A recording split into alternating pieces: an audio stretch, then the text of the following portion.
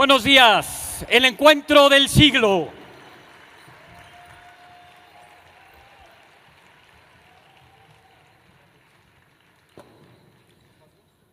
Please sit down. Take a chair.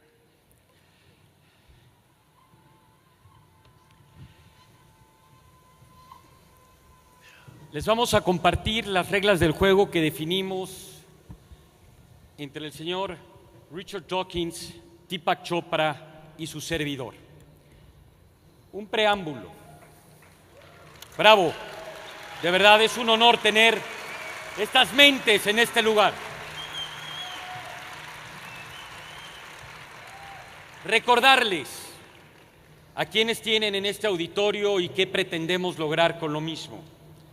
El doctor Richard Dawkins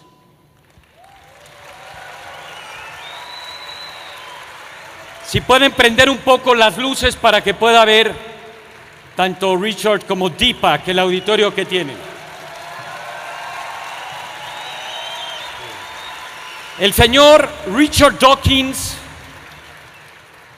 escribió uno de los libros que han impactado más a la humanidad, El gen egoísta, y de igual manera El espejismo de Dios, más muchísimos otros libros que han vendido más de 2 millones de copias en inglés y está publicado en más de 30 idiomas. Este año, el doctor Richard Dawkins en el Prospect Magazine salió como el pensador número 1 del mundo.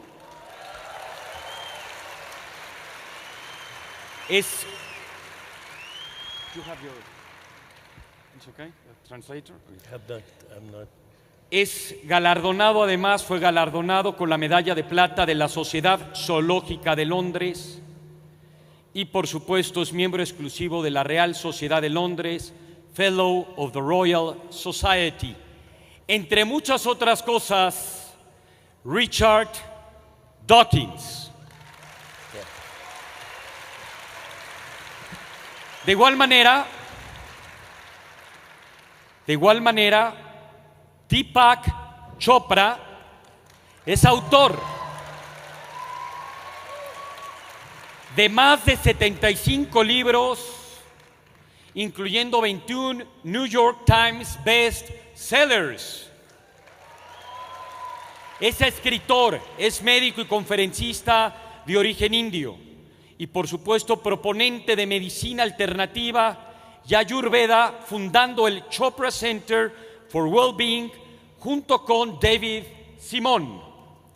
Señoras y señores, el señor Deepak Chopra, sus libros han sido traducidos también a más de 30 idiomas y ha vendido también más de 20 millones de copias en el mundo. Deepak Chopra.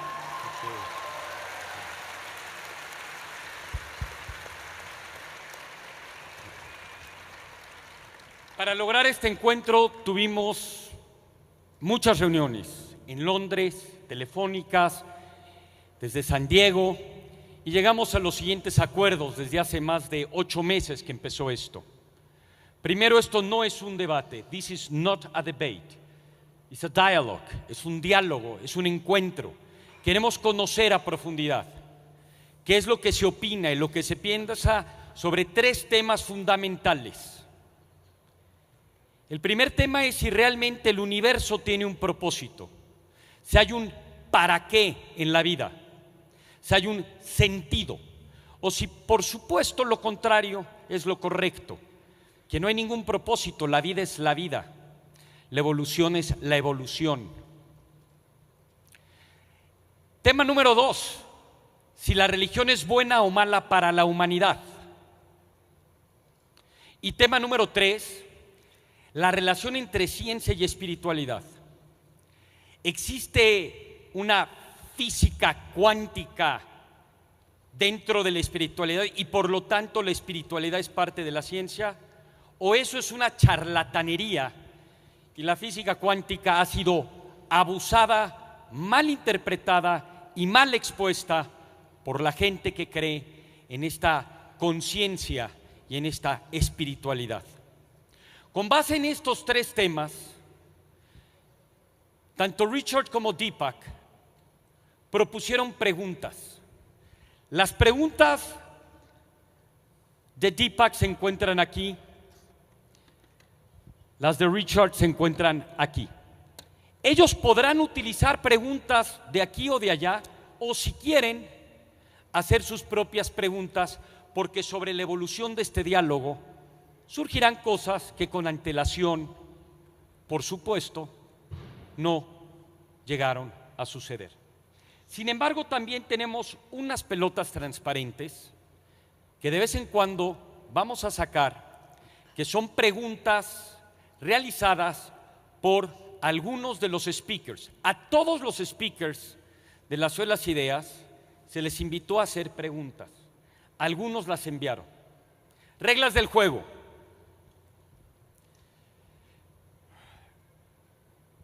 Deepak Chopra, después de definirlo con antelación, inicia y propone, al haber ganado el volado, que el señor profesor Dr. Richard Dawkins le haga la primera pregunta. Él tendrá 3 minutos. Nosotros tenemos aquí un reloj. There is our watch. There are 3 minutes, Professor Dawkins. 3 minutes. Una vez que empieza la pregunta, once he makes you the question, you just have 3 minutes to answer. Tienes 3 minutos para contestar. Once you finished, you have 90 seconds to comment and talk about the answer that Deepak gave you. And then you will have 60 seconds, if you want, to have the last word of the question. And then vice versa. Is that clear? ¿Está perfecto? Is that okay, Professor Dawkins? It's okay? Perfect. Señoras y señores, este es un diálogo. Le quiero preguntar a ustedes que levante la mano quienes antes de empezar este encuentro consideran que el universo sí tiene un propósito, hay una fuerza sobrenatural que es parte de la ciencia. Quisiera saber que levante la mano. Prendan las luces, por favor. ¿Quiénes están a favor del señor Deepak Chopra con antelación y antes del encuentro? Griten yo. Ok. ¿Quiénes están de acuerdo con que la evolución, lo aleatorio, la selección natural y la vida no tiene un propósito más que la vida misma, y que no hay una fuerza natural? Que levante la mano, que griten yo. Wow, it's divided. ¿Quién cree que la religión es mala para la humanidad? Que grite yo. They believe that religion is bad for humanity. ¿Quiénes creen que la religión is good for humanity? O todos piensan igual y están muy confundidos, o está muy dividida el panel. Are you ready? Can we begin? Okay. So, Richard, we will begin with you. Would you like to use one of these balls, or would you like to make your own questions, or one of the questions that you wrote? Would you rather ask your own questions or one of the questions that you sent to me? Well, what about the white questions? Okay, we will begin. Él quiere al juego, al riesgo. Dawkins dice, yo quiero una pregunta de alguien que no conozca.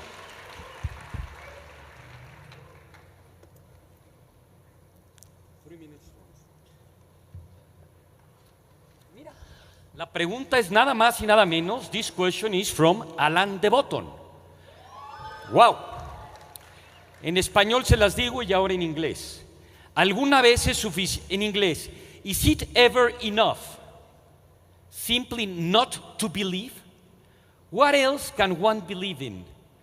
¿Alguna vez es suficiente simplemente no creer? ¿En qué más puede uno creer? Let me see the question. I didn't hear what. Is it ever enough simply not to believe? What else can one believe in? Please. Okay, so let me start out by saying that, in my opinion, all belief is a cover-up for insecurity. All belief. If I asked you, do you believe in electricity or gravity, you would find that a ridiculous question. So I'm not here to convince you that you should believe in anything, especially the supernatural. I'm here to ask you the most fundamental question that was posed earlier. Does the universe have a purpose? And there are two ways of looking at it. If you look at it from the top down, from the point of view of biological organisms, it looks like biological organisms are purpose-driven. Even a nematode or a small microorganism has some kind of sentience. It senses the environment, it processes it, it gets away from predators, it looks for food. So to me, biological organisms are purpose-driven, there's no question. In the human nervous system, that takes on questions like, do I have a soul? Does God exist? What is the meaning of life? Why is there a universe? Why is there awareness? Is there truth, goodness, beauty, harmony? Is evolution merely random mutations and natural selection? Or could there be other factors? Could it be guided by awareness and behavior? These questions occur to human beings. But I would say all organisms are purpose-driven. Now, when you look at this from the bottom up, from the point of view of individual particles coming out of the so-called quantum vacuum, there seems to be no purpose. It seems to be totally random for the individual particles that emerge from the infinite void, you might say, purposely, without purpose. But when you look at the sum total of their activity, you have a universe. You have constants that fine-tune the universe to be what it is. You have precise laws of nature which make sense to a rational human being. So I think even from the bottom up, I'm compelled to say that there's an organizing intelligence, there's a deeper consciousness that throws out this universe at the speed of light. Sorry, from nothing. Dr. Chopra. Time is over. Thank you very much. Un aplauso, por favor. So now, There is no question but that... you have 90 seconds, please. There is no 90 segundos en el reloj. There is no question, of course, but that individual organisms, nematode worms, birds, kangaroos, anything you like, behaves as if they have a purpose. You described apparent sentience on the part of worms. They react to stimuli, they approach things. Individual organisms, animals, plants, bacteria, all behave as if they have a purpose. That's precisely the problem that Darwin solved. Why do living things look as though they've got a purpose? Darwin showed showed the answer to that problem was evolution by natural selection. But that's a very, very different matter from saying that the universe has a purpose. This is a complete confusion of scale. Individual organisms have a purpose for reasons we understand very well, Darwinian reasons, but that is 100 miles, 1,000,000 miles from saying that something like the universe has a purpose. Purpose came into the universe late. It came into the universe late after the Darwinian process had got going, had produced nervous systems, had produced brains. Brains are things that have purposes. Brains have purposes. Brains, in the case of human brains, make machines which also have purposes. But that's the correct understanding of purpose. To push purpose back to the universe itself is to make a complete confusion. You have, Deepak, 60 seconds. I think the confusion is because Dr. Dawkins looks at biological organisms as separate from the universe and not as activities of the universe. You and I right now are an activity of the universe. And as an activity of the universe, we are expressing purpose. But Dr. Dawkins did not address why the universe is fine-tuned so that we can have this conversation. Why are the laws so rational? What is the origin of these laws? To bypass that, we would have to propose 10 to the power of 500 universes that randomly arise from nothing. Not only is the universe arising from nothing, but this nothing seems to be the womb of creation, where nature goes to the same place to create a galaxy of stars or an electrochemical impulse in your own neural networks. Thank you very much.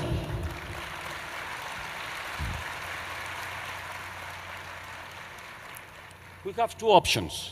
One is, now we take another ball, and now you make him a question, or we give each of you 1 more minute to keep talking in depth about this important concern.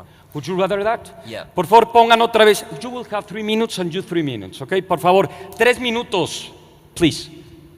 The issue of the fine-tuning of the universe, of course, is a completely different one, and it's a very interesting one which we can talk about. However, that was not what you were originally talking about. You were originally talking about the apparent purposefulness of living organisms, which is striking. I mean, it's a very, very important aspect of living things. That's why we needed Darwin to explain it.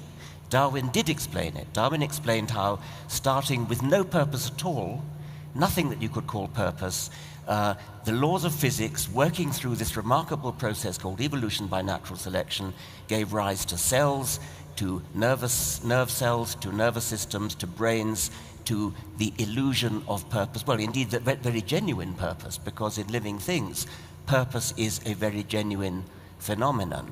We understand how it happened because of evolution. Now, to go back to the universe is another matter entirely. And now you've changed the subject and talked about the alleged fine-tuning of the universe, which is a very important and interesting question, one that is in the province of physics. You and I are both biologists, not physicists, but we can have a go at talking about it. Some physicists have alleged that the fundamental constants of the universe are very fine-tuned, such that if any of them were any different, the universe would not come into being the way that it is, and we wouldn't have stars, we wouldn't have galaxies, we wouldn't have chemistry, we wouldn't have life, and we wouldn't have us. Some physicists dispute the alleged fine-tuning. Other physicists say that we don't yet understand enough about physics in order to know where those fundamental constants come from. Yet other physicists still talk about a multiverse in which there's a very large number of universes, and most of those universes do not have the physical constants tuned in order to give rise to us, but a tiny minority do, and by the anthropic principle, we clearly have to be in one of those universes that does have those properties. 3 minutes is an absurdly short time in which to talk about this, and it wasn't the original question, but perhaps we can come back to it with a later discussion. Muchas gracias. Dr. Chopra, he just want to use 2 minutes. You have 3 minutes like he had it. Okay. Whatever you want. But so Dr. Dawkins, you and I are both have biological backgrounds, and we have both dabbled a little bit in quantum physics. I have to say that my current book is co-authored by a chaired professor in genetics and neuroscience at Harvard. I am writing and have papers accepted in professional journals on quantum biology and neuroscience, and I can give you the citations later. But there's a school of scientists who believe that if you look across the universe, it shows the following properties: sentience at all levels. By sentience, I mean the ability to sense information, process it, and come up with an intelligent response. Complementarity at all levels, which means that the universe is empirical, but most of it is actually non-empirical, non-observable. It is wave-like. When you don't know where these waves are, they'd have no units of mass and energy. And it is particle-like, which have units of mass and energy. So it gets weird at this level. but it also seems to be self-organizing, seems to be self-regulating, it seems to be self-evolving. It's an evolution. Of course, I'm not arguing with you that Darwin is right or wrong. I think Darwin made the most major contribution that we can have to our understanding of the evolution of species. But that's not the question. The question is, does evolution itself have a purpose? And I think, yes, evolution has a purpose. It's evolution itself. Evolution is guided by awareness, by consciousness, and the purpose of evolution is maximum diversity, because that's what we see in the universe. And what we experience as perceptual phenomena are not fundamental reality at all, because every species has its own perceptual experience of the universe. These scientists that I work with say that awareness is a singularity, perceptual experiences are many, and the evolution of species is actually the evolution of consciousness to express itself as multiple observers, multiple modes of observation, and multiple objects of observation. We are the eyes of the universe looking at itself. This brain is the observation deck for the universe to experience itself. That's the purpose.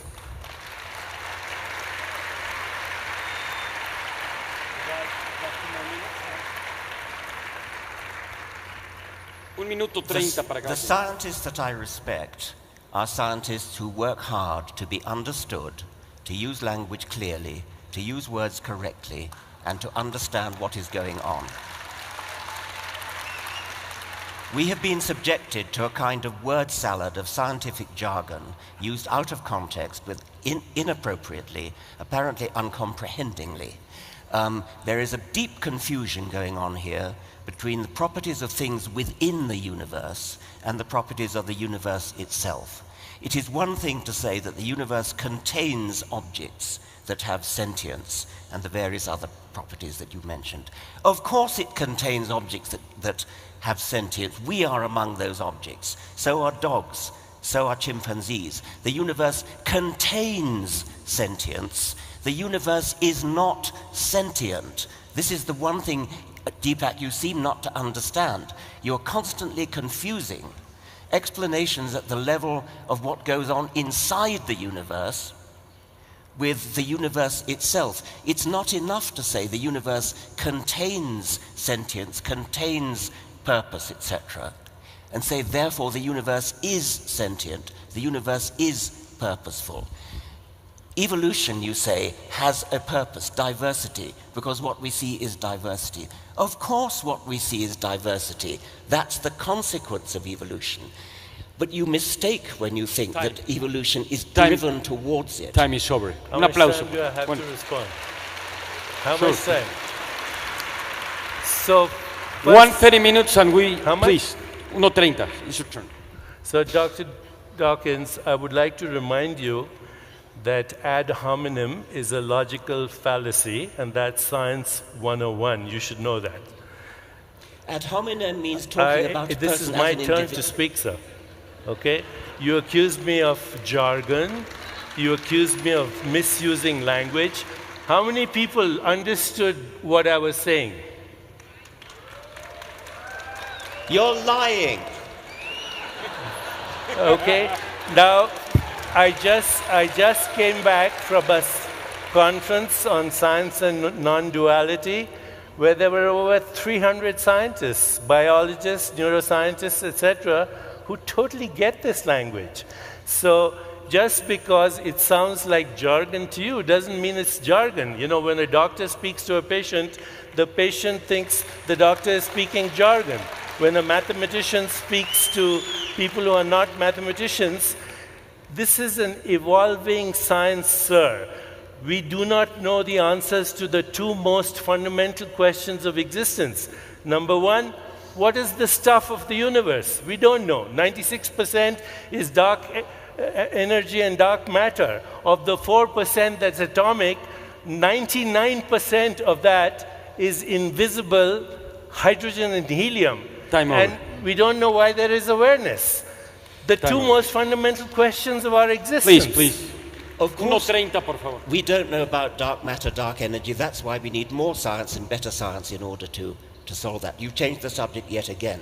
Let's talk about sentience. You say the universe has sentience. The universe doesn't have sentience. Things in the universe have sentience. Why do you confuse this audience by saying the universe has sentience? Can you tell me what the composition of the universe is? That wasn't the question. No, because you're talking things, right? Things are basically the atomic universe is stardust, and stardust has sentience in you and me. According to people like Freeman Dyson, even atoms have sentience. Atoms have no sentience. You disagree with Freeman Dyson? Yeah, then? if that's what he says, which I doubt, I disagree with him. Atoms do not have sentience. Atoms contribute to making brains. Brains have sentience. You need a highly complicated organization.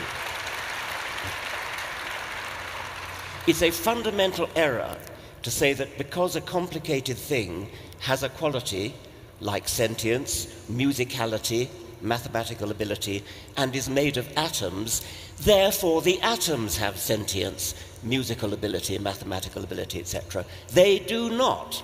Atoms have to be arranged in complicated organizations, complicated structures interacting with each other, and then you will get emergent properties such as sentience, such as poetry, such as mathematical ability, such as spirituality.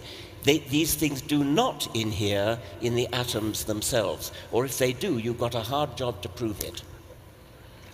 You have a hard job to prove it? Can you prove it? I'm sure you're aware of the hard problem of consciousness. I'm sure you're aware that we have no science that tells us why we have any experience, whether it's mental, subjective, or it's an experience of the objective world. How photons coming and hitting our retina create the experience of a three-dimensional reality in space and time. This is the hard problem. It's the most fundamental problem in science. First, what is the stuff of the universe? And second, why is there awareness of the universe? Is awareness of the universe and the universe the same thing? Because if there was a universe outside of your awareness, for all practical purposes, you would never know it. So to say that sentience is an emergent property is assuming that only brains produce consciousness, whereas in fact, even a single fertilized cell, when you were conceived, was fully alive, was fully aware, and did not have a brain. It was present, it was aware, and it differentiated into trillions of cells, more than all the stars in the Milky Way galaxy, to create who you are. So to say that sentience requires an emergence through evolution, instead of saying that actually evolution could be driven by consciousness, these are the questions that some people are asking. And if you propose that sentience is an emergent property, then answer to me why there is no science that can actually give us an explanation to the two most fundamental questions of our existence. What is the nature of the universe? What's it made up of? And why is there sentience? Why is there sentience? You know, we talk about sentience as not just human sentience, which is, of course, you know, an evolutionary process, but sentience came from sentience. Have you seriously... Evolution does not explain the origin of life. It only explains the transformation of species. Yes, you changed the subject again. You will have 1 minute and and we will finish with this topic of the universe. And have you seriously just said that a single cell has consciousness? A single cell has awareness. What do you mean by that? That it has the ability to respond to its environment. Of course it has the ability to respond to its environment. That is not consciousness. So you said a while ago, atoms get together to create complexity. How do they get together? By processes which are well understood By by a biologists. process which is random or intelligent? Not intelligence. Okay. By the processes of embryology put together by the processes of evolution. You cannot seriously sit there and say that the hard problem of consciousness, and it is a very hard problem, is solved by saying that a single cell has consciousness.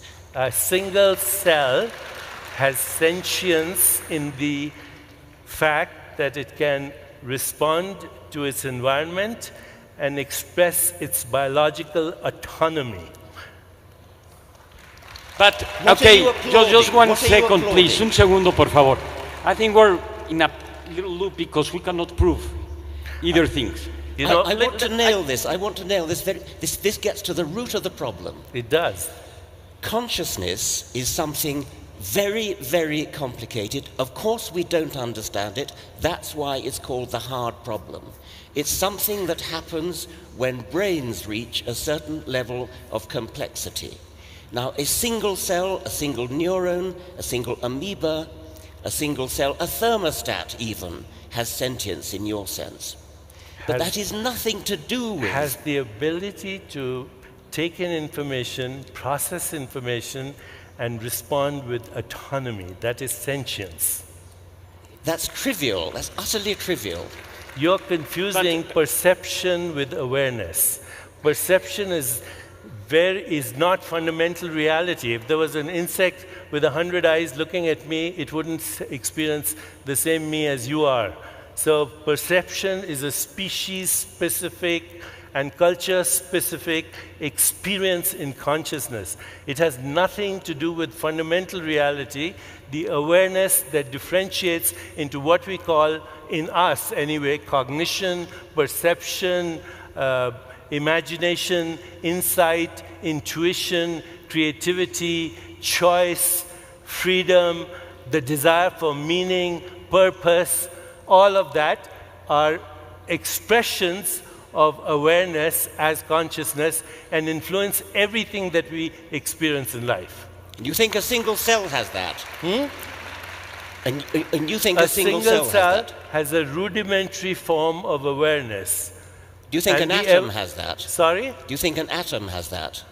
According to Freeman Dyson, yes. Freeman Dyson says an atom has awareness. Yes, sir. Check it out. Señoras y out. señores, un aplauso para los dos. Check ¡Qué it out. extraordinario! Also, Deepak, 1 second, please.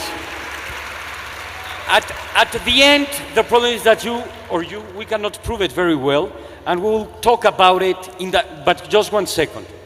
Changing a little bit about the topic, the second box of our dialogue has to do with science. I have been very surprised that you, for example, you mentioned, well, both of us, we share the same background in biology, in medicine, in science. The question is, how come that you share the same scientific background and you differ so much? My question is, are there two types of science, or he went to a school that it was not really a very good school, or you went to the wrong school, or what's going on here? Or there is a physics quantics for you and for... Please explain me, how could you share this background? Would you like to go first, or you want me Yes. to go first? 3 minutos, por favor. My attitude to science is that we are fundamentally trying to understand how things work. Science is very difficult. It's very difficult to understand how things work.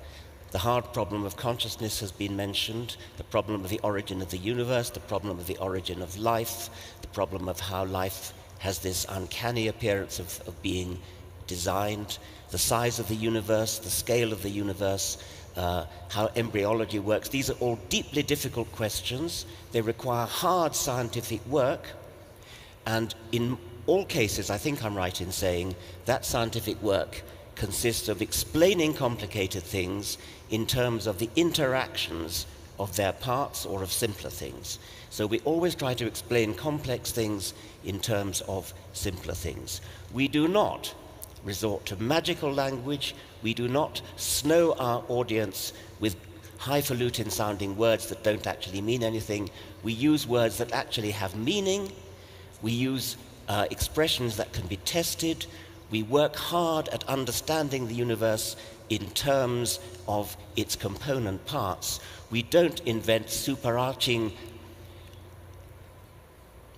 entities which have no explanation in themselves. We don't invoke ideas like the universe has consciousness, the universe has awareness, atoms have awareness. If we have a difficult problem like awareness, we explain it in terms of the interactions between small parts working together in ways that scientists understand. If Freeman Dyson ever said atoms are aware, then he's wrong. I don't think he said it. I think he should sue you. Wow. 3 minutos. 3 minutes. Ad hominem is a logical fallacy, science 101. I'm not going to resort to the tactics that you use, sir. Friedman Dyson said it, and so did Schrödinger say that consciousness is in the universe.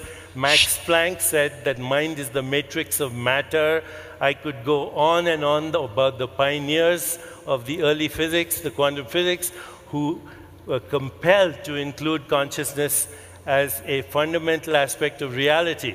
Consciousness is the white elephant in the room. You require consciousness to come up with a theory. You require consciousness to design an experiment. You require consciousness to make an observation. Science is the offspring of consciousness. It is the product of consciousness. So that's the first thing I want to say. The second thing I want to say here is very clearly that there's no argument about the fact that evolutionary biology explains everything about the species going from one species to another. But if you want to understand science in its totality, you have to bring consciousness into the equation, because as we currently practice science, it's based on what we call a subject-object split. There's an observer involved in every observation. Science doesn't ask who the observer is, who's the observing self, where is the observing self. But in the absence of the observing self, there wouldn't be any observation and there wouldn't be any science. The observing self cannot be glimpsed by science and scientific methodology because it happens to be the observer. The observer cannot be observed. And that's where spirituality comes in. If you define spirituality as self-awareness, only consciousness can know consciousness. Only consciousness can explain consciousness. Only consciousness can understand consciousness. Any scientific understanding of consciousness through looking at the brain is at best inferential. You're looking at correlations of experiences in consciousness through objective means. So I think science is incomplete as a way of understanding fundamental reality. It's based on a fragmented view of reality. Subject-object split. Nature is one. The universe includes observers, modes of observation, and objects that are observed. So science, because it's fragmented, like religion, which has been fragmented, is capable of creating diabolical technologies. Everything that is wrong today in the world, today in the world, from global warming to biological warfare to mechanized death to eco-destruction to the extinction of species, is because science has evolved without the evolution of spirituality. Thank you. Science, spirituality, okay. Science complete. Now, okay. Well, I will have a few questions from. Please. I shall not make an argument ad hominem.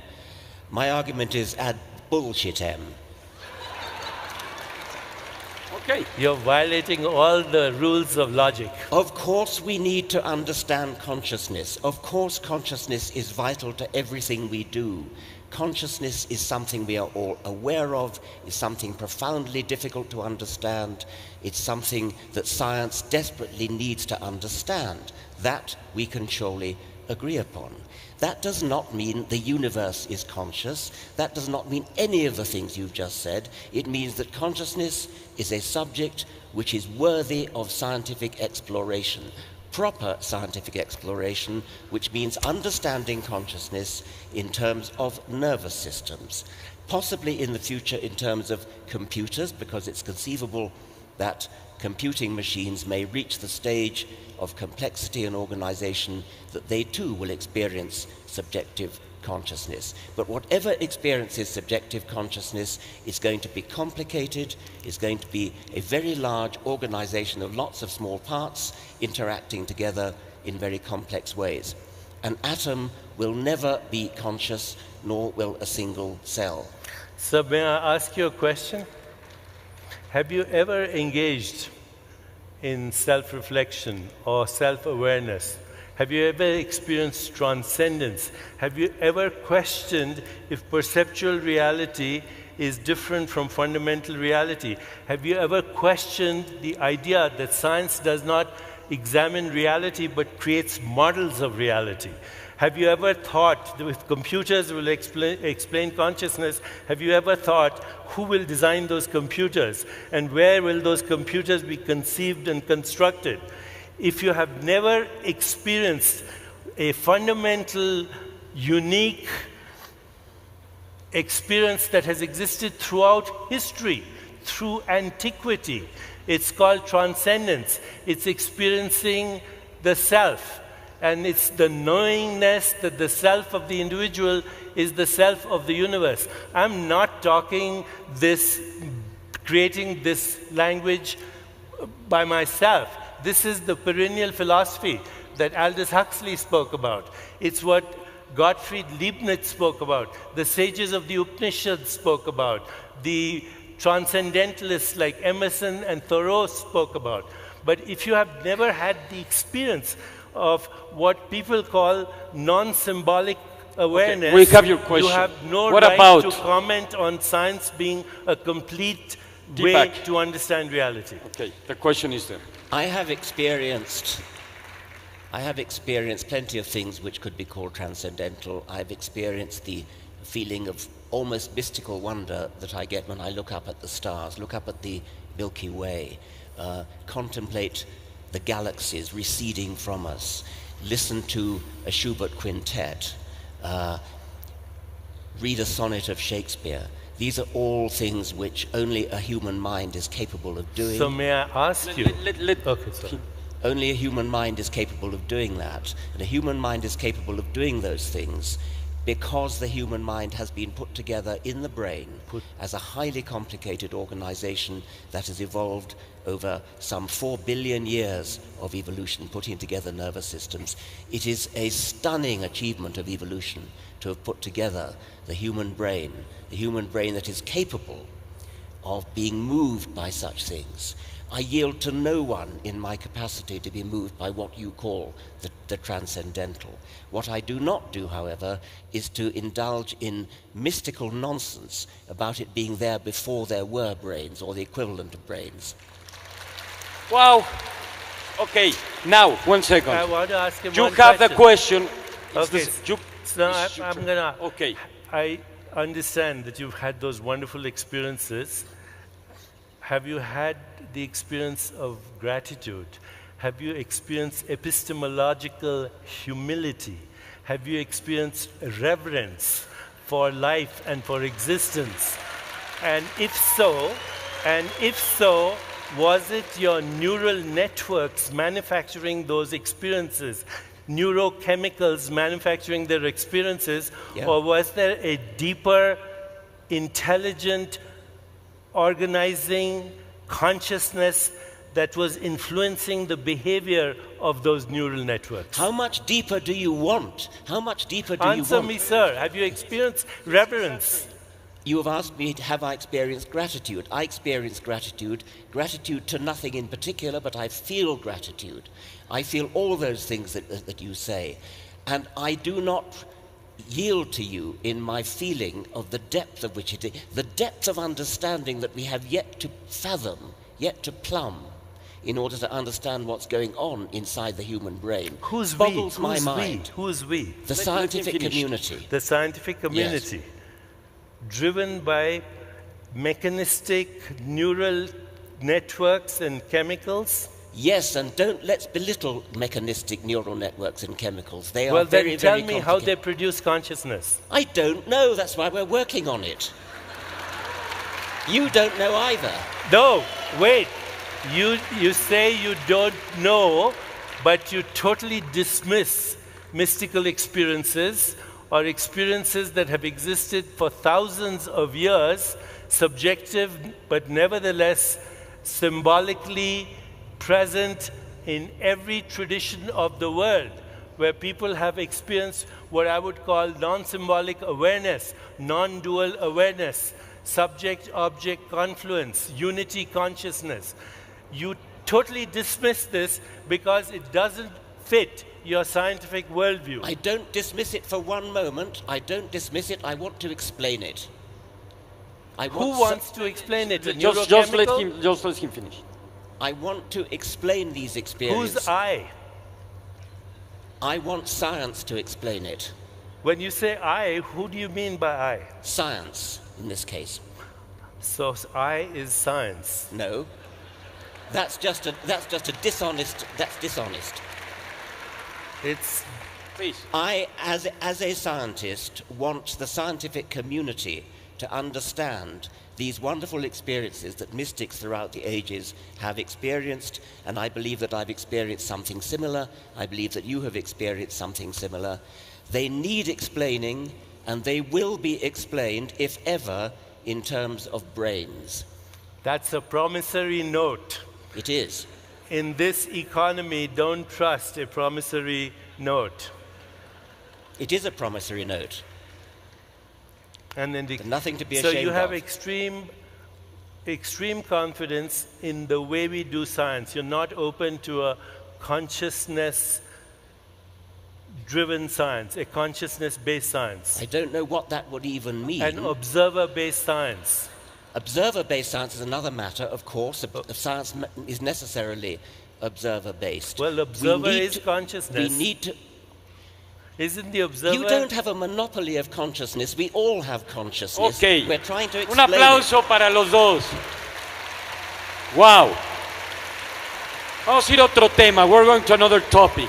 We have talked a lot about consciousness. Probably have. Now I would like to ask you, Deepak, and then Richard. We have been talking a lot about in Mexico and many places that if we assume that there is this consciousness, we can work with this energy. And we have written a lot of books about it. And that you could actually attract things or make things happen. And there is a purpose, but there is also an intention. So my questions to you, and then I will make a question to Dr. Dawkins, is if you can really make this change and this energy to have a direction, how come you cannot change his direction and you cannot change the direction of a lot of people from here? What is the problem with this energy that you are not attracting to make things happen the way you understand the world, because there is a way to do it? We are all conditioned by the hypnosis of our childhood and conditioned by society, by ideologies, by religion, by history, by economics, and the prevailing scientific paradigm to look at the world in a certain way. And you asked the question, intention. I would ask, what's the origin of intention? Okay. Do you believe in free will, sir? I think free will is a very persuasive illusion. I'm very pleased to have that illusion. I behave and feel as if I have free will. Well, then we might as well stop the debate. None of us has free will or the ability to make a choice right now. I do believe that your intentions trigger behavior, trigger neural networks to act in a certain way, activate genes that are activated as a result of your emotional experiences. So I believe that intention triggers neural networks and then reinforces them, if you reinforce the intention, what we call habit, to create what is called long-term potentiation, and that then your behavior influences the activity of your genes to reinforce that behavior. So the fact is that you won't change anybody's mind here after the debate. In fact, those people who agree with Dr. Dawkins will go back stronger in their belief. Okay, and those people who agree with me will go back stronger. We're not going to change your minds because we're all bamboozled by our conditioning to begin with. Well, that can we prove it? That can we prove it? We will see. Dr. Dawkins, how could you explain that so many people follow his ideas? I know that it's very frustrated for you. I can feel it. The way that our brain works and how difficult it is. The question that I make you, how do you explain the brain of most of the people, not everybody, probably not even most, but how many millions of people follows and believe what you think it's really bullshit? I don't know. I mean, Un aplauso para los dos, gran evento. Señoras y señores, ¿cómo vamos de tiempo? By the way, we have 5 minutes. So please, I would love to have more time, but we have another debate. Okay, we will have 10 minutes. So, okay, we will have the whole year here. No, yes. Okay. By the way, please. Bullshit recycles as life. I didn't hear that. What is it? Bullshit recycles as life.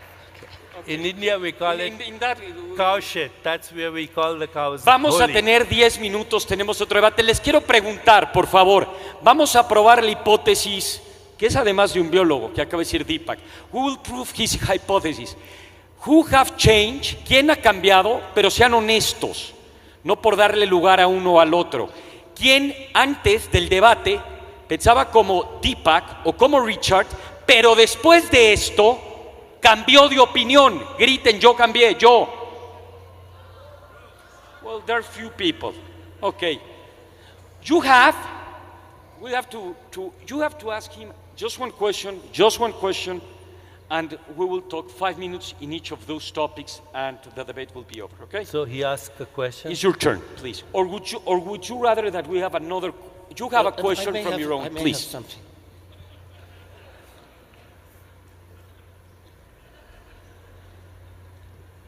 Still learning my way around this. Okay, this is a quote from Deepak. It's an interesting one. Evolution doesn't simply, this is from your book with Mlodinow. Evolution doesn't simply scramble old ingredients into new forms, nor does it just turn small clumps of matter into bigger clumps. Instead, evolution makes lumps of creativity. These happen in quantum form. That is, there is a sudden emergence of a property that never existed before. Quantum, there's a little gap there then, quantum leaps dominate in creation everywhere we look, but especially in the startling, beautiful novelty of life forms on Earth. The cosmos is ruled by creativity. Now, neither of us are physicists, so neither of us actually know much about quantum theory, but we are biologists, and you have used the jargon of quantum theory there to apply to evolution as though evolution it takes quantum leaps, or what do you mean by that? The emergence of language, for example, from no language at all, is a quantum leap. Okay, the emergence of organisms, the transition of organisms where you do not actually see continuity, is a quantum leap.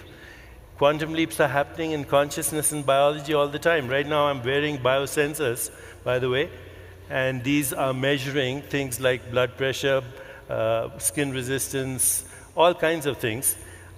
This information can be transmitted to an iPhone and goes to a computer and scripts where we are doing digital monitoring of consciousness, how it affects biology. Wait a minute. So if I said, I know his blood pressure is rising right now just by me saying these things. So this is right there, proof of the mind-body connection.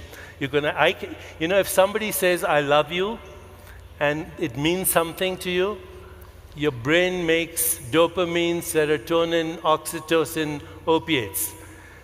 If the same person says, another person says, I love you, or the same person, and you're thinking of divorcing them, then you don't make dopamine, you make adrenaline and cortisol, and it happens instantly. There's a quantum shift in your biology just in the way you processed meaning. And there's no physical mechanism that explains how we process meaning in our lives. Only consciousness can process meaning. So when you say quantum leaps in evolution, one of the big problems in evolution right now, you will admit, is the missing gaps in the fossil record. Now, when I say that, evolutionary biologists will either snigger or raise their blood pressure, which he's doing right now. So, because they are so sure that evolution has only those two mechanisms, natural selection and random evolution. The current issue of the New Scientist has a feature article called "Do Organisms Guide Their Own Evolution?" And it talks about how phenotypes might drive the genetic expression, how use-dependent activation of genes will reinforce even the propagation of those genes through natural selection. The reporter who wrote the article, he called Dr. Dawkins, by the way, who was extremely dismissive of him. Do you remember him calling you? Time is over. Otros 3 minutos. You have 3 minutes, Dr. Dawkins. This really epitomizes the problem we're up against. You have used the word quantum leap in two totally different ways, and you've confused everybody, not everybody, I'm happy to say. A quantum leap. You have used the phrase quantum leap to apply to the origin of language and the origin of life and jumps in the fossil record. Now, this is a purely metaphorical usage of the term quantum leap. All you're using it for is a change that's occurred in the world for which we have as yet no explanation. A change. May I finish, please? On the other hand, you have used the word quantum in the proper physicist sense. You talked about digital information going to satellites and things like that. In that case, you were talking about quantum theory in the true sense of quantum mechanics. You are bamboozling people by using quantum in two completely different senses, giving them the impression that there's something about modern physics, something about the spooky aspects of modern physics, which is relevant to things like the origin of language or the origin of life or breaks in the fossil record. Now, those three things, the origin of life, origin of language, breaks in the fossil record, are scientific problems. To the extent that we don't yet have the answer to them, we're still working on them. They have nothing whatsoever to do with quantum in the physicist sense. He has 1:30 minutes. You still have 1:30 seconds. Okay. It's your turn. 3 minutos, por favor.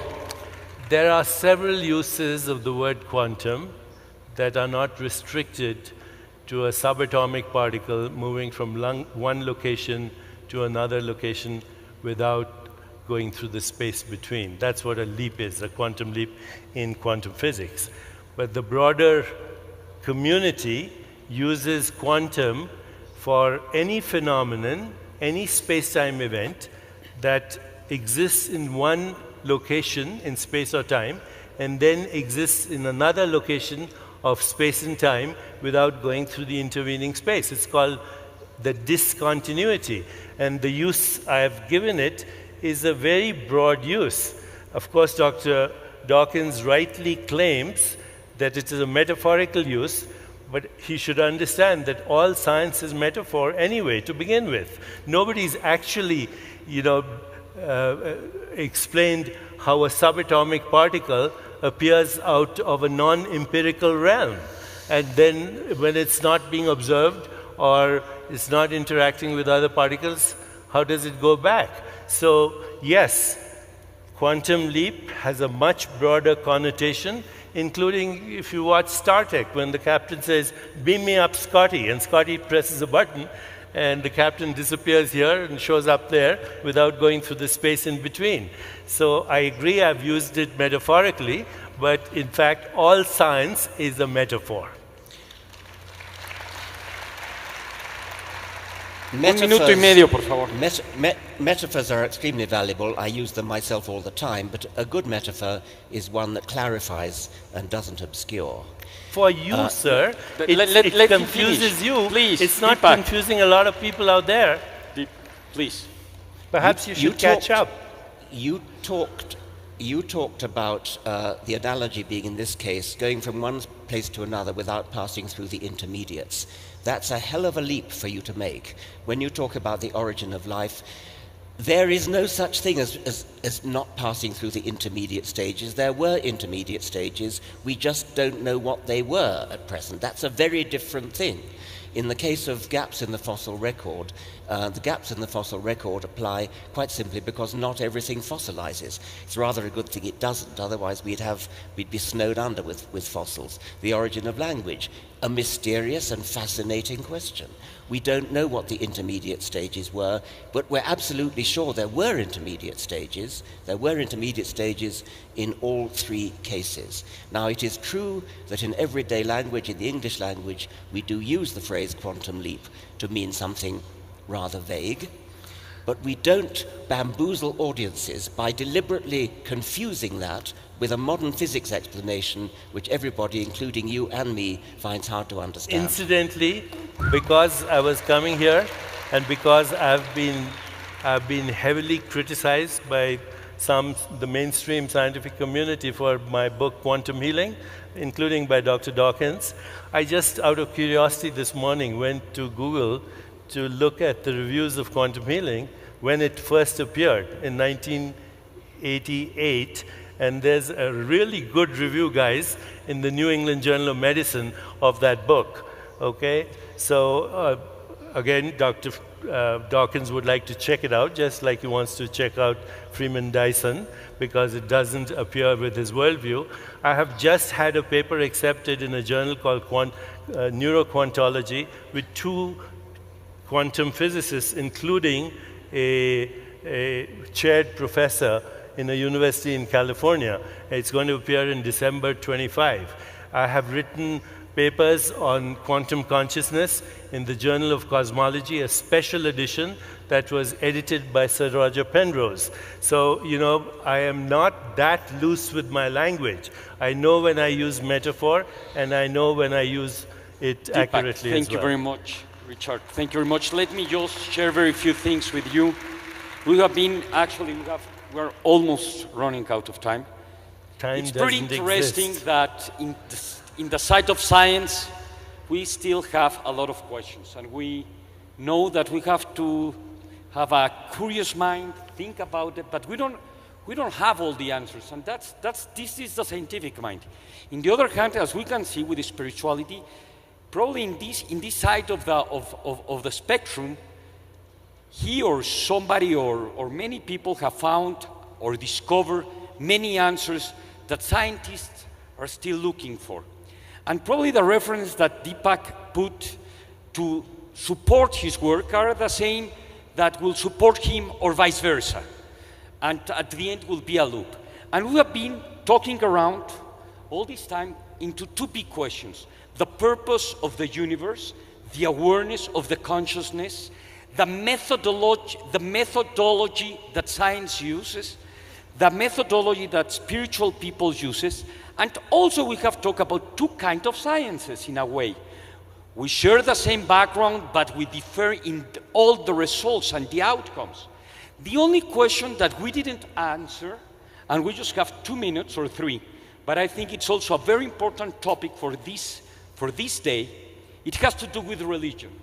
And this will be the last opportunity to say something because it was part of the agreement. The big question was, is religion good or bad for humanity? And I know it's a very big question for 3 minutes to answer, but I don't want to leave this auditorium without having the chance to listen to your opinion. So we will begin with you. 3 minutes. Is religion good or bad? It's neither, and it's both. Religion, like any institution, has succumbed to cronyism, power-mongering, influence peddling, corruption, bureaucracy, and all the things that happen with organizing any activity. Is it good? Well, people have had religious experiences throughout the ages, which include transcendence, epistemological humility, reverence, gratitude, the feeling and emergence of Platonic qualities like truth, goodness, beauty, harmony, understanding that there is evolution in the universe. These are, I think, religious experiences, and they have been there throughout history. There is also, through religious experience, a shift in identity from personal identity to a broader identity that allows those people who have that experience to overcome their fear of death, to lose their fear of death. And there is, again, what I said, this deep humility and gratitude and reverence for the mystery of our existence. That's the religious experience. Now, of course, it can be corrupted, and people go to war and kill each other and do all kinds of abysmal things in the name of God and the name of religion. But that doesn't mean that the religious experience itself is invalid. Does science have good or bad aspects to it? A fragmented science, in the absence of evolutionary changes in our spirit or consciousness, creates the technologies I mentioned. You know, mechanized death, global warming, climate change, extinction of species, risking our own extinction. So I believe that we do need a broader science that accommodates spirituality, the spiritual experience, so we use what we know from science wisely, so that we can make the best use of scientific technologies. But I do say that science will never give us the answer into the meaning of our existence, into why there's a universe, why there is consciousness. Only consciousness can experience consciousness. That's why we need spirituality.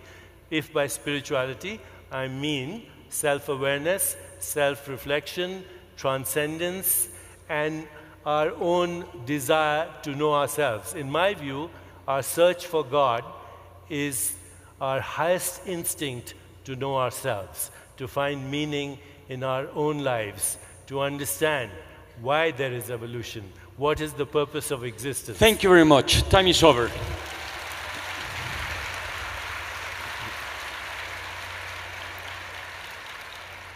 The question is not whether individual people who happen to be religious or who happen not to be religious are good or bad. The question is whether religion itself is.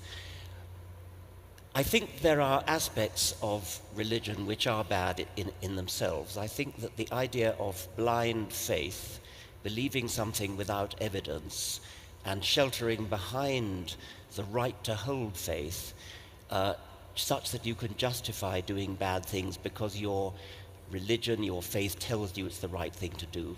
Many, many good and righteous people who believe themselves to be good and righteous have done terrible things precisely because they believe that they're doing it for their God. So faith, blind faith, can have that bad effect. For myself as a scientist, I'm accustomed to saying that the thing that I really object to about religion is that it teaches us to be satisfied with not understanding, teaches us to be satisfied with pseudo-explanations which are really not explanations at all, things that sound good.